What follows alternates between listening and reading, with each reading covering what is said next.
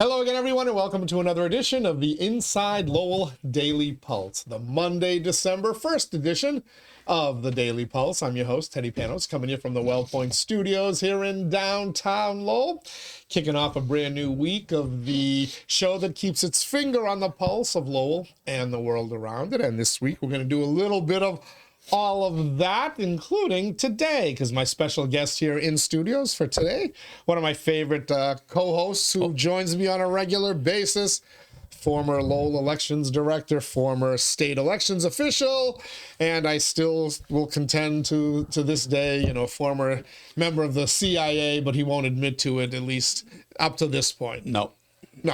But we'll get you in a moment of weakness. Mr. Nazius of Lowell, who was the second highest one in the CIA when I met him at Tatsios' diner. You've told that story yes, on the podcast before. So if I was going to go, it would have been if he said yes, that's all. And right. I didn't. But I do know a lot of friends of mine. So. I'm sure you do. Greg Pappas is here with us in the studios. How are you, man? Happy birthday. Well, thank you very much. You too. Between you and Danielle posting stuff on social media. And my phone battery, I have to charge it. Danielle put a nice bunch of stuff on, Yeah, she did. Our new school committee member. That's her revenge for me picking on her all year. I had a funny feeling that's what it was when I got a text from her. Just wait till she takes the oath of office and I start dumping on her as a school committee member. Then. There you go. Wow. I have a feeling she's going to do a good job. She could. She's connected to the people. I really feel that. Yeah, we'll see. I always worry about that little moonbat side of her. I'm concerned. Really? I don't want her to govern that way. So. No, I don't think she will. We'll see. Yeah. But anyway, thank you for joining us. One more person. I saw Mr. Warren Shaw this morning because I usually drop off a check for the Salvation Army. He said, "Happy birthday." Well, there we go. There you go. All right. Thank you, everybody, for all the birthday wishes. I appreciate it.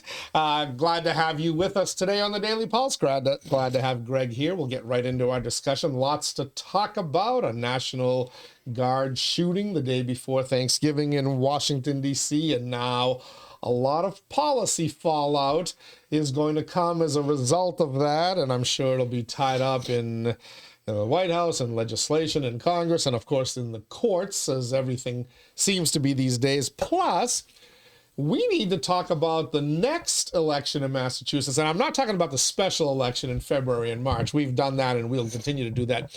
But there's an interesting situation developing for next November's statewide election here in Massachusetts, especially when it comes to ballot initiatives and the sheer volume of them that could end up on the ballot in 2026. We'll talk about all of it with Greg. First, let me thank my Daily Pulse sponsor, Ray Booten, licensed realtor in Mass and New Hampshire, certified appraiser in both states as well. So if you are looking to buy or sell a home, a business, or a commercial property, get in touch with Ray today. The good news is you can find him easily enough online, realestaterayBooten.com. That's realestaterayBooten.com. Thanks as well to our friends at WellPoint for hosting us here in the WellPoint Studios.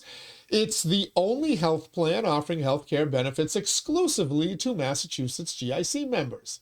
At WellPoint, your whole health is their whole point. Thank you, Ray. Thank you, WellPoint. Thank our other sponsors in just a little bit, but let's get right down to it with Greg. We'll start. Let's start in Washington, D.C. Wednesday, the day before Thanksgiving. 2 members of the National Guard were shot point blank range. Somebody went up there. We soon found out the identity of the shooter. He too was shot by another Guards member after one who was unarmed actually saw what was happening and went after him and kind of stopped the shooting. Or it could have been worse, but now we know that the gentleman is an Afghan national who was brought here in 2021 as part of the evacuation from that country, and we had been promised that everybody was vetted along the way. Right. Now they're telling you he wasn't vetted, and now you've got President Trump, first of all, doubling down, sending more troops. I think he immediately ordered 500 more National Guard troops into the city. I'm not sure how that's going to necessarily make a difference. Was it simply they didn't have enough? Well, this guy came from Seattle as it was, Guy drove all the way from Washington. Had been some weird stuff about this guy, but Oh, yeah. we've found out that he was also a CIA asset in Kabul in Afghanistan, as part of the tribal wars going on there while we were engaged in operations there. So now the president is basically kind of putting a freeze on any processing of the individuals that came over along with this gentleman in 2021 and Afghan nationals. He is now also extending that to other countries, third world hellholes. They don't have, as he calls they them. don't have records. You can't find out anything about them. Yeah, and that's the president's point. Naturally, the opposition is now all up in arms, and the usual cries of overreaction, racism, They're the ones that brought him here. Islamophobia, whatever. They brought him here. They did. In Islamophobia, who was the first war the United States had? Who was the first war the United States got into a war with? The United States, America, got into a war with Islam over in the shores of Tripoli.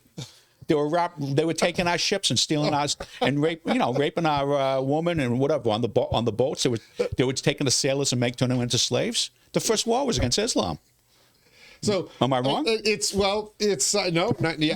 hadn't thought about it, but it is. It was. You are correct. It was. And here we are, all these years later, and this battle, as it's called, between East and West. Who was it that said let the East is the East, the West is the West, and never the twain shall meet? Or whatever. Yeah, I know. Yeah, that's a good point. And he was right. I think it was a guy. I want to say, was it a lady? What was a guy? Yeah. I forget who it was, and I'd have to, if I had done a little more show prep, I would have gone back and looked. But overall, can the United States of America, can President Donald Trump secure the country in that manner? By basically shutting off immigration, whether it's temporary, long-term, or however long he intends. First of all, can he do it? Well, President Obama sent back 4 million people during his 2 terms. Sent them back. We didn't have immigration from 1924 to 1965. There was no immigration in the United States. We had selective immigration. We picked people who we wanted from countries that we wanted them from. They're related to our culture and whatever. There's nothing wrong with that. So until Senator Kennedy, the late great Ted Kennedy, talked to Lyndon Johnson, and then they passed it to open up immigration again. And instead of being selective, we just opened it up to everybody. And the reality is, at that time period, there were probably only 3 countries in the world that had immigration. France, up until they started flooding the shores, you couldn't be a French citizen when I went to college. The only way you could be a French citizen, you were either born in France, you were born in the United States or some other country because your mother and father were French citizens by blood, or you could become a French citizen if you joined the French Foreign Legion for 5 years, which means your life expectancy was about 3 days. So most of those countries didn't have immigration. There was a reason for it, because they went through all the history of Islam invading Europe and completely blowing it up. Do we are we back in those days? We never left them. We never left them. History goes around. I mean, somebody was talking about, the Spartans when they fought, King Leonidas fought the Persians. I mean, everybody saw the movie, and it was pretty accurate, I would say. But when King Leonidas fought the Persians, what's the end of the movie? The general's on the hill, the Spartan, as the Persians are coming down. And he's on the hill. He says, "How many?" To his captain, he goes, "How many of them?" And he goes, 200,000. How many we have? 20,000. He goes, "Okay, we got this." And so what the Marines, United States Marines, borrowed that thing.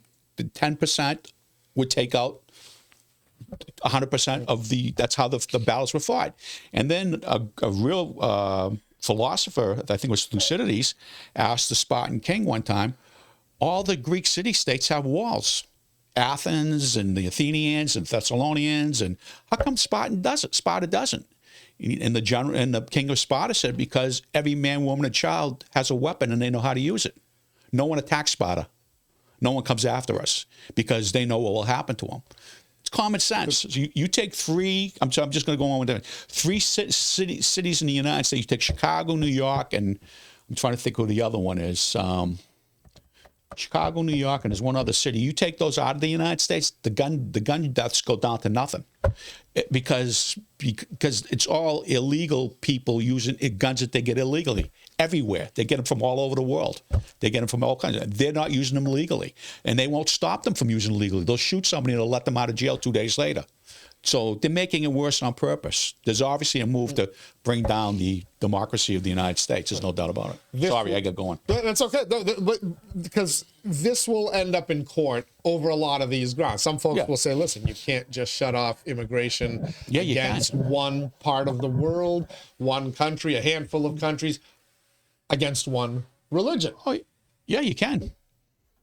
Can you? Of course you can. The President of the United States is the President of the United States. They did it years ago. They did it for like I said, from 1924 to 1965. They shut it off and they selected. So what's the difference? They shut it off to everybody, but then picked the ones they wanted. That's shutting it off to certain ones and not letting others in. Yes. You also had, in those days, you had a couple of, you had come off the heels of a world war. You were about to embark on a second world war. But as you mentioned, it changed with legislation in 1965, correct? I'm trying to remember if it was legislation. I think it was legislation. I think it was, the Immigration and Naturalization Act or whatever I believe it was called. So can the president, through executive order, overrule that, or does he need Congress to back him on this? Well, then let Congress vote. I'm all in favor of putting them on the record. I mean, we saw them put themselves on the record on the United States House of Representatives a couple of weeks ago. They voted you were either in favor of communism, socialism, and all the things that people come here to get away from those countries, or you're against it. What happened? 109 Democrats voted against it. Those are the Democrats that I think I relate to. And then there were 100 of them that voted, no, we want it. They're not Democrats, and that's the problem with the Democratic Party. They talk about all the problems of Republican. There's a split right there, a 50-50 split right in the U.S. House of Representatives. They want this insanity that's destroying New York City, that's destroying Chicago, that's destroying, and even the mayor. Who's the mayor of Washington, D.C., that black woman? She's is it Bowser or Bowers? Yeah, something like that. I've watched her. I don't know her or knew of her. She comes across very bright. She seems pretty... It's too bad she can't run again. I think they have term limits. But she come right out and said, it's worked. It has worked. Well, ironically, the streets of D.C., by all reports, had gotten safer since the deployment of the National Guard troops there. The danger, as I always saw it, from a PR standpoint, if you're Donald Trump and his supporters, is you would have some type of an incident. I always envision an incident where a member of the military, a guardsman or guardswoman, would end up shooting somebody in the act of, a crime or stopping a crime or whatever, and you would have this explosion there. I didn't envision a terror attack. Or an alleged terror attack, right? We still haven't, have we declared it well, I think they're investigating it as. Because he was turned here, they said. He was turned to a terrorist here. By the way, one of his friends, not one of his, but another person, killed some people in Chicago too, the same 2 days later. Right, and they also arrested somebody for trying to put together a bomb. That's another one. And the poor girl in Lawrence, a sergeant down here, we lost because she was trying to do this evacuation with her duty and save as many people as they could. And they instead of doing it, they did it at Bagram right outside of it. Instead of doing it down the south and doing it the way they should, Biden had them do it there and leave all this stuff behind. She got killed. Her and a bunch of other people. It's disgusting. There was a military member from Lawrence. Yeah. So this guy, we've also learned that this gentleman been here since 2021, as we said. He came across, flown over as part of the evacuation. He was a CIA asset. Yeah. This is where I'm going to draw on your your knowledge. Right. He was working with the United States military and the CIA, hunting down, from what we understand, Taliban. Suspected Taliban members or members or known Taliban members, including, from what I heard this morning, going into villages, shooting up entire villages, including women and children, doing that on behalf of the United States CIA. So a guy like that left behind, who is probably dead once the Taliban is taking back over. He was a dead man. Right. So the argument is, how do you leave him behind? I saw this on social media. He helped you. He helped our American military. Well, I don't think he there. Let's bring him over. I think they did bring him over because he was an asset. So he really kind of was vetted that way. The other thing is... So when they say he wasn't vetted, clearly the guy was vetted if he's on the... Because the CIA is not going to use him unless they know they can trust him. Think they can trust him. He comes back. He comes over here they're not going to stop working with him.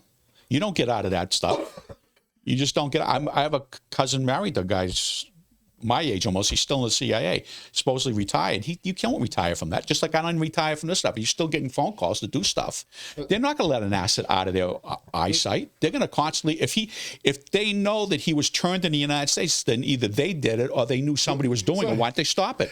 So there's the other end of the conspiratorial spectrum that, oh no, the CIA knew all along. Most conspiracies are true. And perhaps he was still working for I don't see how he wasn't. certain rogue organizations or certain rogue factions within the CIA and inciting, in trying to incite something to go on and create a reaction with the current White House, who is not in favor with certain factions of the CIA, the Brennan.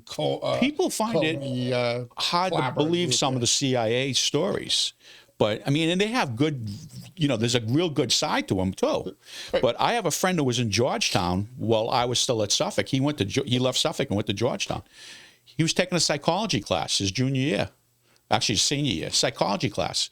And after the end of the psychology class, they had this, well, it was just a test. It was part of the course and everything like that. But the way he wrote the essay and answered it, the professor asked him to meet him after class in his office. And ironically, it was weird as it sounds, the professors, you had to go down the basement of the building. So, okay, it's kind of weird. All the other professors were up in these big office buildings. He's down the basement. He closes the door and he says, I just wanted to talk to you about your answers on whatchamacallit. He goes, I'm going to tell you something, he says, and you're not going to tell anybody else. And he said, I know you won't tell anybody else, because once I tell you, I know you won't tell anybody else. He goes, I'm not just a professor. He said, I actually work for the CIA. He said, I'm here to recruit people. And they tried to stop them from doing that, but still do. He goes, I'm here to recruit people. My job's not being a professor. I can teach psychology. He said, I have a degree in it. And he recruited a friend of mine right into the CIA right there. And the rest of the kids never knew it because he never told me till years later. And he still said, nobody talks about the guy retired. And that's how they do stuff. I mean, it's not, you can't, this stuff really happens, So I'm starting to wonder. I'm like, all right, they let a bad apple in, but then you find out, no, he was working with us legitimately. He was with the CIA. He probably saved American lives. And then they tell you, that's exactly what they say. And he helped save American lives over there. He got radicalized here is what they're trying to tell us now. And I'm looking at him, I'm like, well, how did he get radicalized here? The guy came over. He's got a wife and 5 kids. Right. He barely worked over the 4 years. Right. That leading up to the shooting. So, he'd take odd jobs here and there, but never had a steady job. The wife never had a steady job. But he obviously had some income. There were reports that the wife would do an awful lot of traveling to Chicago. Interesting. I believe, for weeks at a time, leaving this guy to care for the kids, which apparently now we're starting to hear he didn't exactly take great care of the kids. The kids were going to school. They were disheveled, hadn't been taken care of. Their clothing was dirty. That's normal for Afghanistan. They were dirty. Okay, so it's a different culture. But this morning I heard on a report that the agency charged with refugee resettlement in the United States, whatever Washington State's version of the International Institute of New England is, maybe it's the International Institute of Washington State, whatever they call it there. Right. The school department notified them and said, "Hey, listen, you got these kids. Can you check and see what's going on at home?" Right. But of course, the wife's traveling to and from Chicago. Nobody's got a job. He's traveling to and from all sorts of different places. He's got a car. Never really had a steady job. Clearly, he's collecting an awful lot of taxpayer money. Yeah, so obviously. Yeah. He's out of Afghanistan, where he would probably be dead within days. Yep. Right? When the Taliban took over, he would be dead for helping Americans. Cooperating. He's here. He's safe. He's alive. What's to radicalize? Well, what happened to thank God I'm here in America, I'm free and I'm alive. So, so the more my conspiratorial mind spins here, the more I'm like, what was the CIA doing with this guy while he was here? Well, how did they not know what he was up to? Well, they had to know who was radicalizing him, and I'm sure it's not from sitting down watching MSNBC, CNN, and ABC and Fox News and everything. You mean it wasn't Rachel Maddow? I doubt it. Radicalizing him? I mean, there's stuff. If you go back and look, I mean, you know, you go back and look at the conspiracy. 𝐃𝐚𝐢𝐥𝐲 was a conspiracy. Well, it wasn't. It was true. They were brainwashing people. They were doing hypnotism. The stuff they could do. I mean, 𝐃𝐚𝐢𝐥𝐲 said that happened to him. There's stuff they can do in 15 minutes to make people not even realize is standing, you know, that they've been hypnotized. It's like the perfect possession, they call it, in people that are exorcised. When some priests come across an exorcism, they will recommend it, like in New York City or New York State, when a Catholic priest or author or whatever they do in an exorcism, they have to be approved by doctors first, and they have to be approved by a doctor has to approve it, a psychologist. So every time you see one in New York being done, two doctors approved it. Some of them are called perfect possessions. They don't even act that way until a certain thing is said, and they go bananas. Hypnotism is the same way. Hypnotism's been, you know, the stuff that they did with 𝐃𝐚𝐢𝐥𝐲. These are movie plots. These are movie plots that came as a result of the program from the CIA. You can read all the documents on it now because they let it out. Everybody who got called a conspiracy theorist, they ought to apologize to them. So this one they could have brainwashed them. We're still very early in this phase, and I didn't want to spend too much time on it, but I just want, because you tend to know things, and you know a lot of this history and the CIA. There's going to be more of them happening. So I found it. The more I think about it, the more troubling it becomes to me. And I just think people out there should also be wondering, all right, what was the CIA doing with this guy? If you find what's alleged they were doing with him over there. Now, look, I get it. You fight in the Taliban, war is hell, you fight the enemy. But if this guy was going into villages and indiscriminately, you know, shooting women and children, we're not barbarians, or we shouldn't be, right? And we shouldn't be okaying this. Were they really threats? Whatever. Yeah. But now he comes over here. Right. We're being told he wasn't properly vetted, or the 5,000 or so, a lot of them weren't vetted or whatnot, but.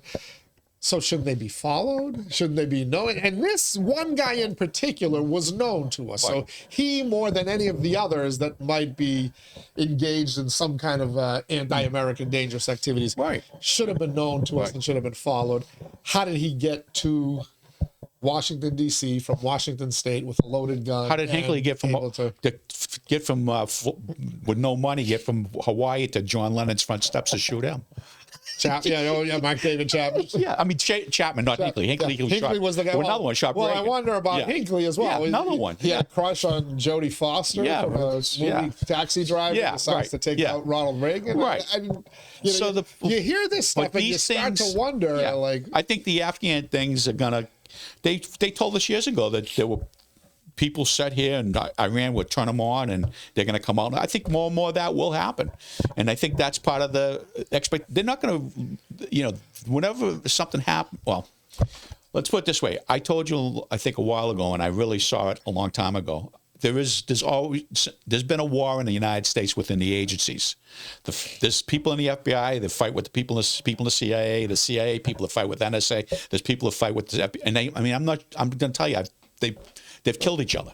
But you're not going to read about it in the news. There's a war within all these agencies. Yeah. I mean, you look at Brennan and these guys; they're bad guys, but they think they think they're soldiers, and they're going to go down in history as the one saved the United States from Donald Trump or somebody. And it's they're going to be and they look at the scenario as whoever wins the war is the one becomes the hero. That's how they write the history. But truth doesn't play out that way. So, but I think this is going to continue. I think we'll see it more of it. Yeah. Keep an eye out on that, folks. And by the way, on Saturday morning, I woke up and coincidentally the movie Snowden was on about Edward Snowden. And I watched the last half of it just to refresh my memory. And if you, again, it's a movie. I get it. It's a Hollywood movie. But the real story of Edward Snowden and what the national security agencies and, yes, the CIA and everybody else was doing should be a reminder that there is a component of the United States government, a shadow government that is doing some not so good stuff. And I just wonder where this guy from Wednesday, where he plays in all that. We're chatting with Greg Pappas, former Lowell Elections Director and state elections official, over 4 decades of experience and all doing that. We're going to draw on that on the second half of today's podcast when we talk about the Massachusetts ballot initiatives, ballot questions, and the 40-some odd that are proposed and trying to make it onto the ballot. First, let's thank all of our podcast sponsors. We start with our Daily Pulse sponsor, Ray Booten, licensed realtor in Mass and New Hampshire. Find him online, realestaterayBooten.com. Thanks as well to WellPoint at WellPoint. Your whole health is their whole point. Washington Savings Bank, banking that goes the extra mile. Make the switch now to Washington Savings Bank. TMI Properties, TMI Cares, managing and developing their own properties for over 30 years. Experience the value, the care, and the quality of making TMI the choice for your home. Thank you to Mahoney Oil, providing warmth and protection to generations of families throughout Greater Lowell and Southern New Hampshire since 1925. Thank you to the Greater Lowell Community Foundation, improving the quality of life in our communities through strategic, impactful philanthropy. Back with Greg Pappas. All right, Massachusetts ballot questions, ballot initiatives. Yeah. I started paying attention only because you're a good friend of mine, State Auditor Diana 𝐃𝐚𝐢𝐥𝐲 is at it again. Yeah. Gathering signatures to once more try to get some transparency out of our legislature. To make public records really public records, you mean? Public record, right, where they can't basically deny you for no reason, charge you an arm and a leg, Right. then not give you what you asked for anyway. Yeah. She says public records should be public records, and the public should be able to get them without being members of media and all this other stuff. Yeah. So she's got a proven track record. She no doubt will get the signatures and have that ballot question on the November 2026 ballot.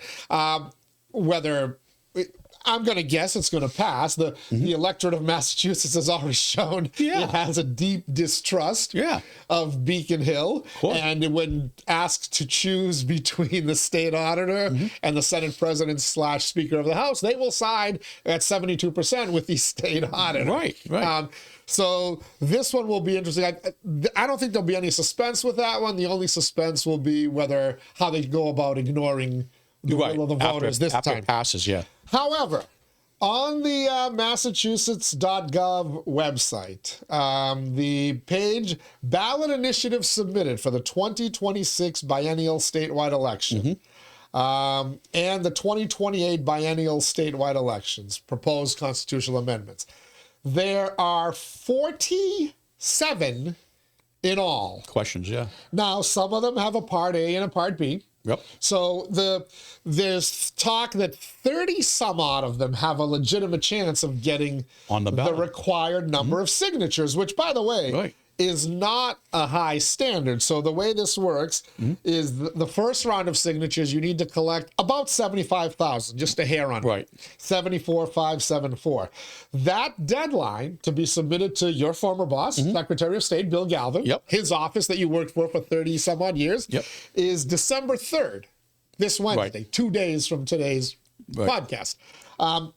Then if you meet that, get that certification, then the second round where you have to submit a lot less, 12,429. So we'll call it about 12,500. Wait, they can't be the same people as the first 75? That's a good question. I forgot about that. If they can't be. No, I guess I could be wrong on that because that'd be impossible to do. You're going to get people who would sign again, All right, so the deadline for that is July 8th, 2026. Can I ask a question? Why the need for the second round of, if you get to 75,000 or 74 and a half, why do you need another 12 and a half? 7 months later, what's the point of that? Well, it's because the legislature doesn't want you doing their job legislating, so they created another filing deadline. It's not much of a barrier. No, but still, it's just another problem that you want you to jump through hoops. Look, this thing with Diana, I mean, I talked to her. I mean, she's young. When I was working in the House back in 1980, and they passed Proposition 2.5. The public doesn't realize the Massachusetts legislature goes to the Constitutional Convention with the Senate and the House every 2 years. The United States Congress, you can't do that. I think they should stop. They should make it harder for them to do this. When they passed the Proposition 2.5, pure as it was, that you will not go up by 2.5%, and you have to vote for it to go up. They went in 1980, right after it passed, and I think it was 81, the Constitutional Convention, or 82. They went in the Constitutional Convention and watered it. I think it was 19 amendments and watered it down. And, you know, I knew Chip, what's his name, and Barbara Anderson.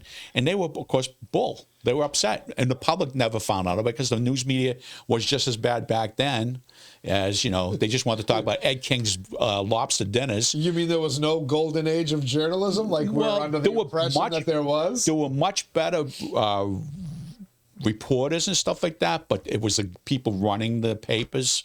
The Herald was still pretty much public, you know, people. 4, 5, and 7 were pretty good at that time period too. But it just didn't. It was such a thing that it was so much to cover, and they did that. I don't think a lot of it got in, but the Globe completely left it out. I think the Herald did do a story on it saying they just watered down Prop 2.5, and.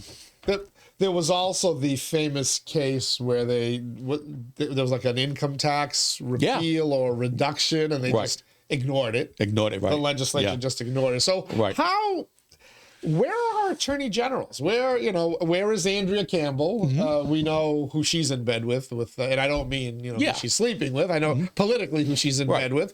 The legislature and the governor's office, right? Even though she was a supporter of the state audit, ballot initiative. But, before that, the Martha Coakley's, Shannon O'Brien was the treasurer. Who was the... It was, before her, it was... Martha and then Scott and Tommy and all these. Scott Harshbarger. Mara. Where are all these attorney generals to they work for the people, right? Not for the legislature. I know. Right? You are the attorney general for the Commonwealth of Massachusetts and the people of Massachusetts, right? You are not, and no disrespect to whoever the speaker is at any point of the line, but you don't work for them. You work for the people. They allowed what you said, the watering down of 2.5. They allowed the ignoring of the, the income Well, the tax. watering down of 2.5, they did it legally. This thing here of ignoring it's not legal. I mean, the attorney general should say something. And she did say something, which confused me because I knew her when she was a Boston City Councilor. I didn't know her when she became attorney general. Andrea Campbell, we're talking about? Yeah, I had lost contact with her, but she's a smart lady. But the thing was, I was at a fundraiser for her in Lowell. Attorney Mike Gallagher, the office of Gallagher and Campbell. Oh, there you go. Yeah. One night. So I just couldn't understand. Like she said something and it made the papers, which has surprised me. She said something about, well, we got to look at the constitutionality of the question. This was after it passed. That's what you look at to allow it to go on the ballot. You give it the constitutional up or down, or else they don't get signatures. There's no looking at it after. You already did that. That's the argument that the auditor uses. She says, listen, to get on the ballot, you had to rule on its constitutionality. Up front. You did. Yeah. You can't change your mind now. It passed. So clearly, we know that these people don't give a bleep what the voters of Massachusetts think. Just last week, the Senate President, Karen Spilka, appeared on a Channel 5 Sunday show that's called On the Record. Yeah. And she was asked about it. She's about the audit, and she said, well, we're already audited, which is, by the way, completely disingenuous, because go back and read the ballot question itself that you voted for overwhelmingly to pass in Massachusetts in 2024. It specifically says grant the auditor the ability to audit, because the legislature was telling you we're audited, and the people by an overwhelming margin said, we don't trust your auditors. We want the auditor. They trusted this auditor to look at them. So this whole act by Senate President Spilka, it's completely disingenuous, and yet there are never any repercussions, Greg. Never, ever any repercussions. Well, it's what happens when you have a one-party system. It could be the other way around, too, when you're not challenged. I mean, it's odd that you had more Republican Democrats. When I started with Dukakis in his first term, up until I left with Charlie Baker, I think. There were more Republicans during that 40-something year period that was working in different offices, governors, than there were Democrats, but yet the legislature doesn't reflect that. Nor does the Congress. I mean, it's bizarre. So there's got to be gerrymandering issues because people are voting. Now, granted, a lot of the Republicans, some of them were more liberal, but they still got voted in over the Democrat because they wanted less liberal than that. The other thing is, just something quick on Karen, this is totally off on me. I could be told, but I have a funny feeling, a pretty good feeling. I don't know that she's probably not going to be Senate president much longer. I have a funny feeling I could see it in her, and I can just tell. I think she's going to move on. When you say move on, are you talking about after 2026 there'll be a new Senate president? I have a funny feeling. Yeah, I can just see in how I know her very well, and just like I know Maura, and Maura's showing all kinds of signs of stress that she doesn't need because she's got a personal life she's dealing with all kinds of issues, and that she makes that public. I wouldn't be surprised. I think there's a 40% chance Maura might not even run again. Even though at the moment she's not challenged. Oh yeah, that doesn't matter. But it's how do you want to do this thing anymore? The state finances are a disaster. Yeah. Yeah, I mean, her and the Speaker and the Senate President got together last week, and people, when they listened to the three of them, what they were really saying was, we're screwed next year. There's a lot of problems, and I guess the hotel's loaded again with illegals, right? Is that true? I don't know. I was told that the hotel is all loaded up again, so they got them all back in there till June. So we're still paying for all of that. I mean, the contracts, really, people come here from other countries. You expect them to be able to hold their own and do their thing. These people aren't. Why don't you want them to stay? But anyways, those contracts are at the heart of the public records. Oh yes, terrible. Of Auditor @𝐃𝐚𝐢𝐥𝐲. I have spoken to her, and she's like, everybody thinks I want to get their text messages for who they're sleeping with. She said, I don't care. I'll exclude all those. She said, I will. I want nothing to do with this. She goes, I want to know how these contracts were handed out. And she's specifically talking about contracts like the one at the Indian Conference Center, the companies, the organizations that are getting paid what is it now, $3 billion are we at now over the last couple of years? She's saying she thinks these are no bid contracts, similar to what they tried to do with Suffolk there, and Mr. Fish, the toll plaza contract where they were going to cost they took a bid that was 5 times as high from one company instead of another company, and then they quickly backtrack on that once they realized they were getting in trouble. But it would be nice if the feds would come in, because clearly Andrea Campbell's not going to look at this. Well, that's it. And then somebody told me the meal contract was $70 million. How do you 200 people? 70 million for a year? Was it 7 million or 70? You have to understand, Howie Carr's does some great reporting on this. In these hotels, they had food vendors. They were providing 3 square meals a day. At UMass Lowell, I believe it was Aramark. Oh yeah, but how do you? That doesn't add up. But look at the Uber Eats charges that the state is also paying. So you're providing 3 square meals a day, yet you're also paying for Uber Eats. Uber charges whatever the food bill is on Uber. If you're having a $50 thing, they're $50. It's like crazy. I mean, I don't get this. I mean, I don't know. It's just like, it's so bizarre. So I heard that's all the stuff that the auditor says she's looking for. Right. But we don't have the money to do it. They're telling we're going to be broke next year. They're going to have problems with health insurance, and they're talking about putting local option taxes to let municipalities do it. Which, by the way, they're doing that because they're telling Lowell, Drake, every municipality, you're not giving as much money as you got. Don't expect any more money. So either you vote the tax in, because we don't have the balls to do it at the state level, or you're going to lose out on money. So they're forcing local governments to have to further soak their own because we don't want to get rid of the burden that's on us, that was brought on us, instead of doing the right thing and say, come pick them up and take them safely back to where they came from.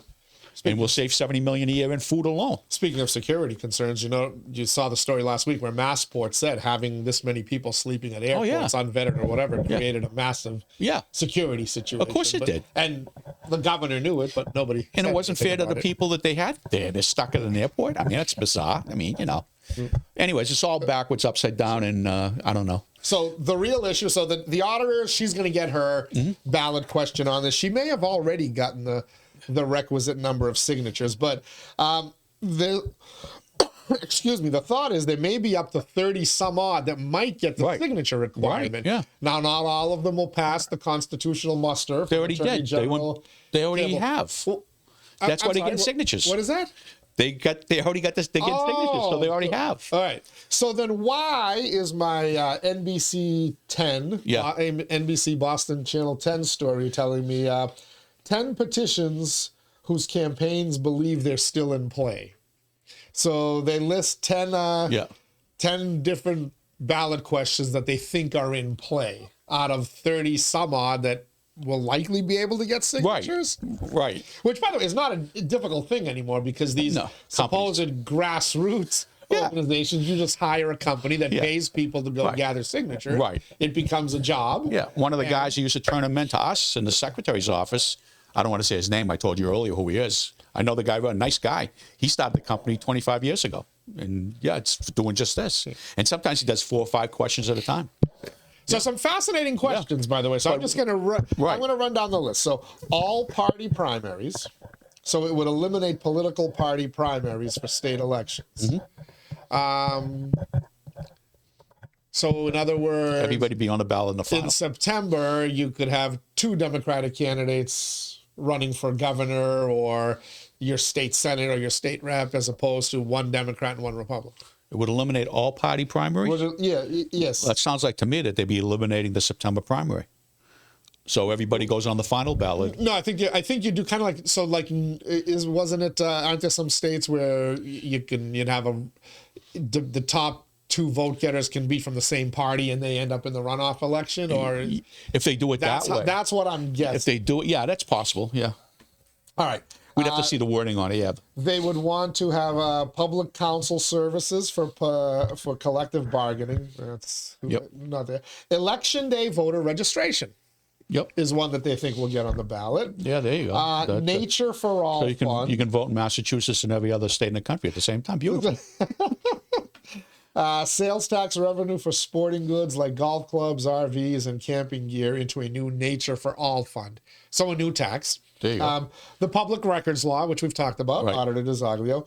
Income rate reduction to reduce the state's personal income tax rate from 5% to 4%. They submitted over 87,000 signatures. Wow.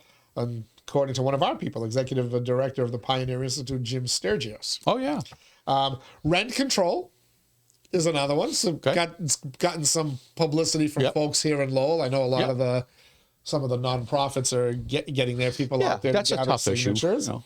Starter homes, legalized starter homes.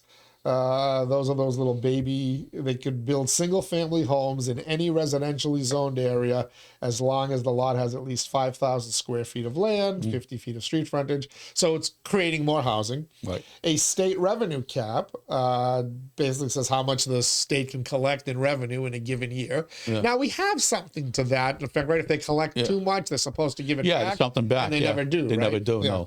And then stipend reform. Which... campaign seeking to overhaul the legislature's stipend system. So they use it to deliver $5 million to favored legislators and calls it loyalty pay. Now, you mean for like the travel and all that stuff goes back to the colonial days? I would guess so. Goes back to the colonial day, yeah. Now, not on that list was a bunch of things that I found. Like, I'd like to see these on the list. Yeah. Voter ID. Yeah. There's no brainer on that. What's the problem with that? Show voter ID. Now, was that ruled unconstitutional? No. I can't imagine they would have a hard time getting those signatures. I would think those would be easy to get, right? Yeah, they can't. That can't be unconstitutional. I mean, you have to show an ID to get a beer. You know.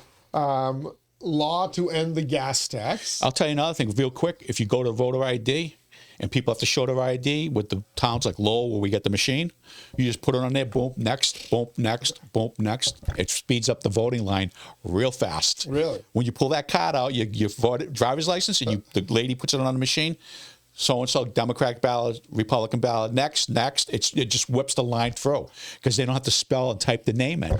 There's no argument. There's absolutely no argument at all against voter rights. I'll make the argument. I'll play the devil's advocate. It's voter suppression. It is voter suppression for people that shouldn't vote. That's what it is. Just like people asking the wrong question. Not that transgenders want to read books in schools to libraries to little kids. It's why do they want to do it? And we all know what the answer is. That's the question. So it suppresses people that shouldn't be voting. Exactly what it does. So end the story. Let's put aside the ballot questions and let's talk about the logistics of it. That's from somebody who has had to do this. You've got 10 ballot questions. Let's say all 10 pass muster. Right. So they all have a little description. Yeah. They all have the yes or no votes. Right. Here in Lowell and in many other communities, they have multiple languages. Three in languages. Lowell, we have 3. Right. You also are going to vote for all your state reps. Right. All your state senators, U.S. Senator, governor, one of the U.S. all the senators, constitutional offices, all the governor, lieutenant governor, sheriff, auditor. I think. You may have some sheriff races. I think the sheriff is on this year. I think Peter is. Registry of Deeds is not, so I think sheriff's on. I could be wrong. I have to look at the list, but Galvin will put the list of all the offices. Yeah. So is it? And then Is it an exaggeration to say that if you have 10 ballot questions plus all your state offices and multiple languages, right? You're looking at when I show up to the voting booth, I'm going to be given 30, 35, 40 slips of paper for 10 ballot questions. For 10 ballot questions plus everything else. No, if you have more than 10, if you get 10 ballot, I got to do it in 3 different languages. The ballot, right. So the ballot questions take up almost a whole page, do they not? They can. You could fit usually 2, sometimes 3 on a page. Not in 3 languages. Yeah, depending on how the length of the explanation is. So you got to look at that. But 10 ballot questions, I would say easily both sides of the ballot, which is now this is both sides. This is going to just Isn't that where you run into trouble with the circled ovals and markers and but people will miss them. But through with not on a true ballot they don't. Okay. They're made that way, but the machines read upside down, backwards in different ways. Okay. So it's on both sides. Now you could have with 10 questions, but all the offices you could have at least 7 pages. But if you end up with 20 or 21. You're gonna walk in and they're gonna hand you probably 15 ballots in Lowell. You're gonna get Moby Dick. Yeah, and then you're gonna be putting them in a machine. So you've got to run them all yourself, right? And they're gonna have problems with overheating and jamming. And I mean, think of it. If you ended up with that many, half of those questions, you ended up with 15 pages, both sides. You could have a line of people standing at machines. After 10 people go through, that's 1,500 ballots that are in. Am I right? No, after that's 150 ballots. After 100 people go through, it's 1,500 ballots already in the box. So which means like every 200 people, you got to empty the ballot box every 200. How many ballots do they? So, I never even thought of that component. So on a normal election day, and let's put aside the Lowell election where nobody shows up, because it's all about we've made it so easy to vote that nobody votes, but. On a statewide election, where you're going to get what 30%, 40% turnout for the for the governor's race, maybe more. If you have a challenge, if you have a good Republican versus Maura Healey, it looks like you will because you got two governors. Yeah, you can have them. The wardens judge it, and the ballot boxes filled. They empty them during the day. And so is that standard practice? Yeah. So in a statewide election, you have to empty the ballot boxes. You seal them in with a seal. Yeah. Okay, so that's standard practice. Yeah. Now, how many on a typical election when you were elections director in Lowell, statewide election, how many? So the last election, there were 5 ballot initiatives, plus the 2022 gubernatorial. Oh, no, I'm sorry, 2024, there were 5 ballot initiatives. And we had the presidential race. And we had, 4 pages? 4 ballots. Was it 4 pages in Lowell? I now vote in Chelmsford, so I think mine is much smaller. But in 2022, were you elections director in 2022? No, I was still in Boston. You're still in Boston in 22? Okay, so you didn't do the Healey. No, I did 20. The Healey deal race. No. Okay, but I'm just curious how many pages. So you could theoretically have 5 to 10 pages of voting that you have to go. Oh yeah, I mean, I think talk to Will. He's gonna, he's already. I'm giving Will a little time off after the recount. I want to say something. Enough. Well, I just want to say that just to go to that recount, people don't realize what happens with a recount. But the first thing you have to be concerned about is the emotional situations of people coming into that room.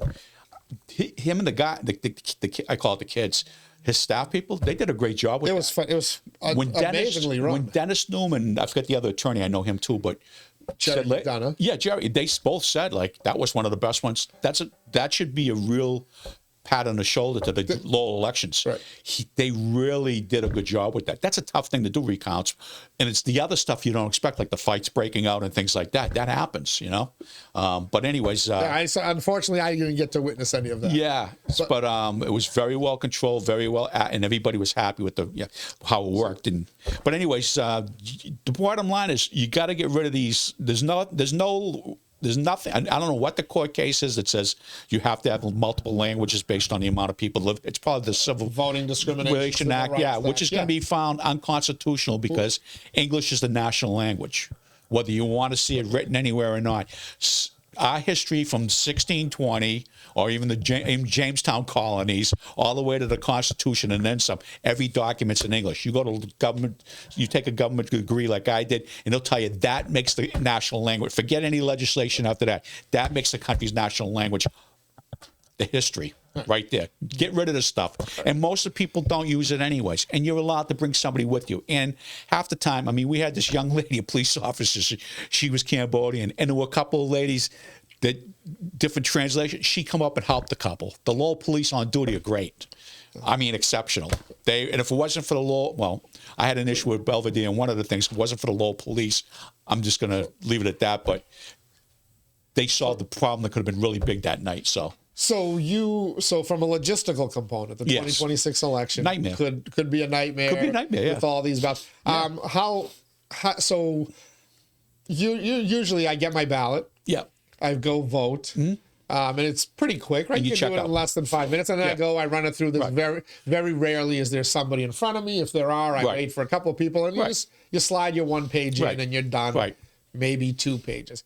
If you have to slide 5, 6, 7 pages in, that becomes time consuming. How much does that back up the lines in a contested gubernatorial race? It's going to back them up, and it's also going to be a possibility the machines overheat. It's going to be a possibility they jam because of that. And there's a lot of cities that have 3 languages on. Lowell, Boston's got it. It's a nightmare in Boston. I mean, if I'm correct, I could be wrong, but I'm pretty sure Galvin's running the Boston elections.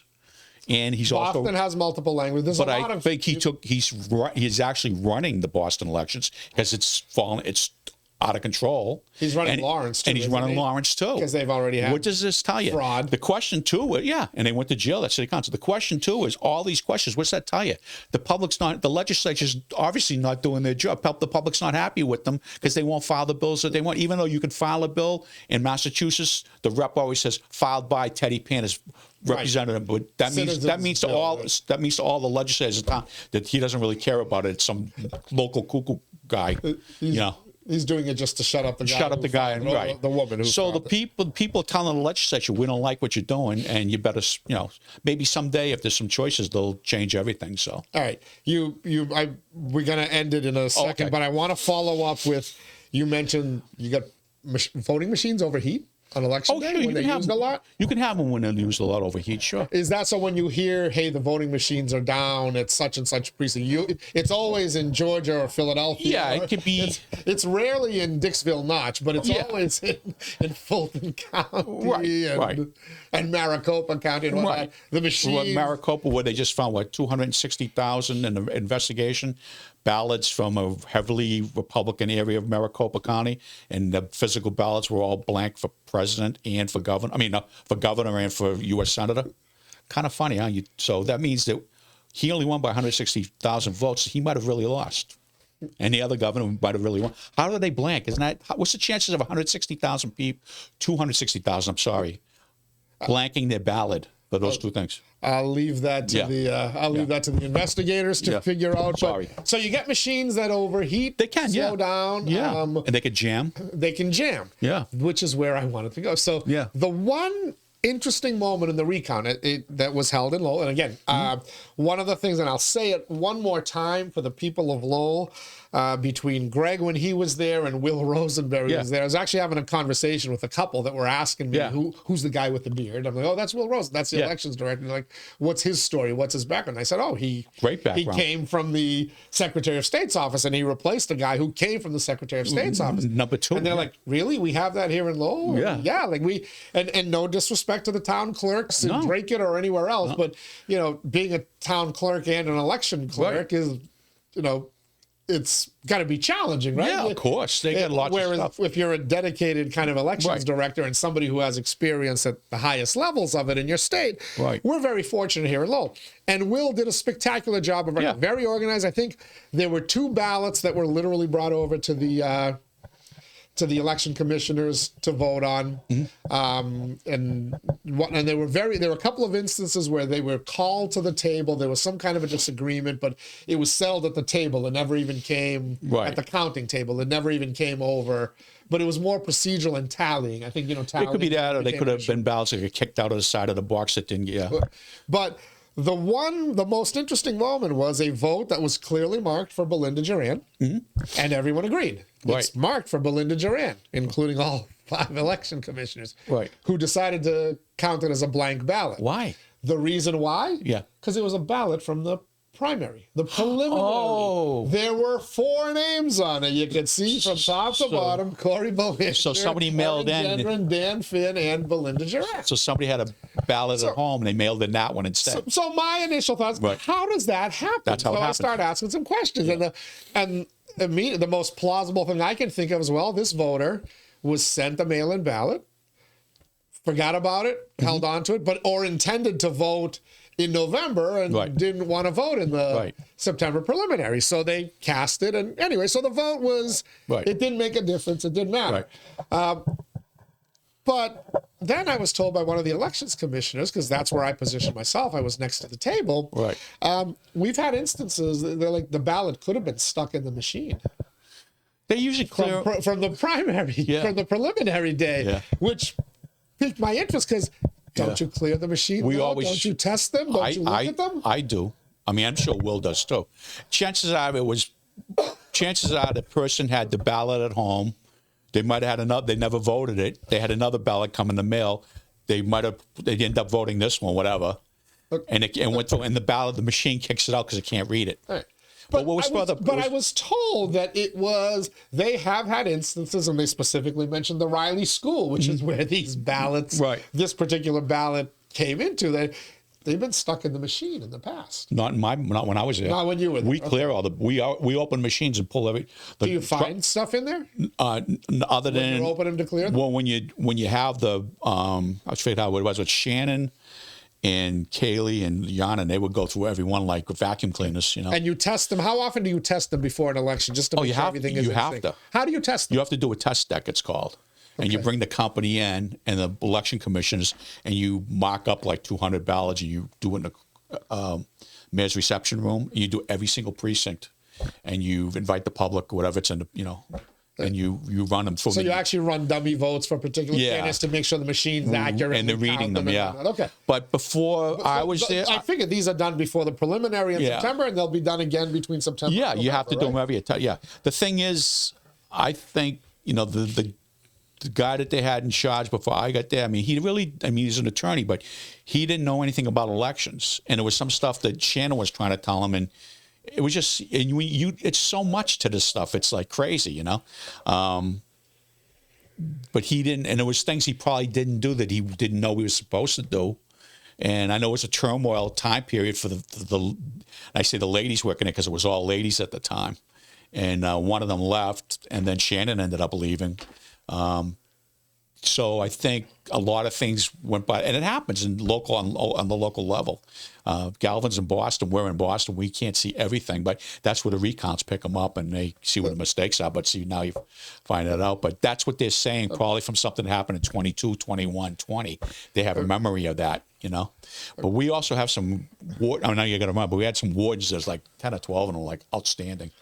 I can name their names, but they're just like, we're very lucky and low. The ladies, mostly ladies, I should say, yeah. So something to keep an eye on. 2026 ballot, with depending on how many ballot questions get on there, it could be a very large ballot. And Will's well aware of it. He knows, and so I'm not concerned about elections with Will. Like I said, I won't bother him until after the new year. No, he was assistant director. We got the best staff. I was doing it, but Will was assistant director. I wasn't an assistant director, but I was Galvin's person in elections. So. Right. I did all the recounts with Billy out there in the world. I went to courts with him and stuff like that, But, yeah, we'll be good. All righty. We'll be keeping an eye on it. Greg Pappas, always happy good birthday. Chat. Thank you. I appreciate it. There you go. I appreciate it. We'll get you back in here in a few weeks as well. All right. Thanks to Greg. Thanks to you for tuning in as well to the Daily Pulse, the show that keeps its finger on the pulse of Lowell and the world around it. We did a little of both today. Tomorrow, I'll be joined by none other than Jerry Nutter. He will be here.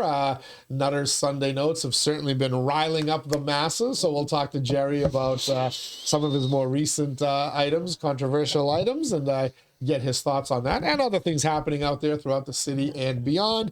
On Wednesday, former Lowell Mayor Bill Samaras will join us as always. We'll have a special guest, Kelly Richardson, former Lowell Police Chief and now Greater Lowell Regional Technical High School school committee member. He'll be joining us. I have no idea what the hell I'm doing on Thursday. Not that I know what I was doing today. Anyway, but on Friday, we'll have Leslie and Lindsay joining us for the Daily Pulse Live at 10 a.m. So it's a full action-packed week. Cover the stories happening here in Lowell, as we like to say, inside Lowell. If Lowell is your home, this is your place. Till next time, everybody, please stay safe, and we'll see you on the other side.